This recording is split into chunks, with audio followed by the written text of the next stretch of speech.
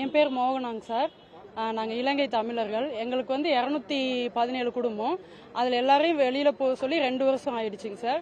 112 குடும்பத்துக்கு கோர்ட்டுகள் அலாட் பண்ணி கொடுத்துட்டாங்க ஜனவரி மாதமே. எங்களுக்கு வந்து இப்போ இந்த மே மாதம் கொடுக்குறேன்னு சொன்னாங்க. ஆனால் கரண்ட் வேலை தண்ணி எதுவுமே பண்ணல. போனால் நாங்கள் கலெக்டர்கிட்ட எல்லார்கிட்டையும் மனு கொடுத்து பார்த்தோம். எங்களுக்கு வந்து இந்த எலெக்ஷன் முடியணும் அப்படின்னு சொல்லிட்டு ஸ்டாப் பண்ணி வச்சிருக்காங்க.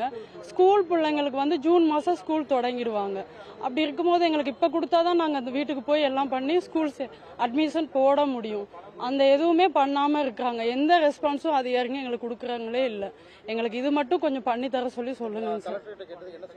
அவங்க சொல்றாங்க இப்போ இந்த எலெக்ஷன் முடியட்டும் அப்படின்னு ஜூன் 4ஆம் தேதி அதுக்கப்புறம் பாக்குறோம், மனு வேணா பெட்டியில போட்டு போங்க அப்படின்னு சொல்றாங்க.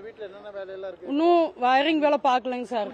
குடி தண்ணி வந்து ஆலியார் அணையில இருந்து ஸ்ட்ரெயிட்டா விட்டுருக்காங்க. தண்ணி வந்து ஃபில்டர் பண்ணி எங்களுக்கு வராது, ஸ்ட்ரெயிட்டா விடுறாங்க. குழந்தைங்க அதை குடிச்சு என்னங்க சார் பண்றது? 2 பைப் லைன் வந்து எங்களுக்கு குடி தண்ணிக்குன்னு தனியா விட்டாங்கன்னா கொஞ்சம் பரவாயில்லையா இருக்கும். அது எதுவுமே பண்ணலங்க சார் எங்களுக்கு ஆலியார்ல. எல்லாரும் பார்க்க வேணா சொல்லுங்க, எந்த வேலையுமே பண்ணாம வச்சிருக்காங்க. எப்ப வீடு தராங்கன்னு தெரியலங்க சார். எங்களுக்கு ஏதாவது அந்த அடிப்படையை செய்து தர சொல்லுங்க. அது ஜூன் இந்த ஸ்கூல் தொடங்குறதுக்கு முன்னாடி பண்ணி தர சொல்லுங்க சார். எங்களுக்கு இது முக்கியமான இதை அதிகாரிகள் பார்த்து பண்ணி கொடுக்க சொல்லுங்க. ஏன்னா கோட்டூர்ல வந்து 112 குடும்பம் அலாட் ஆகி போயிட்டாங்க. அவங்களுக்கு பிரச்சனை இல்லை, ஏன்னா நாங்க எல்லாரும் ஒன்னாதான் வந்தோம். ஆனா எங்களை வந்து பிரிச்சு எந்த அதிகாரிகளுக்கு எங்களுக்கு எந்த ஒரு ரெஸ்பான்ஸும் பண்றாங்கல்ல.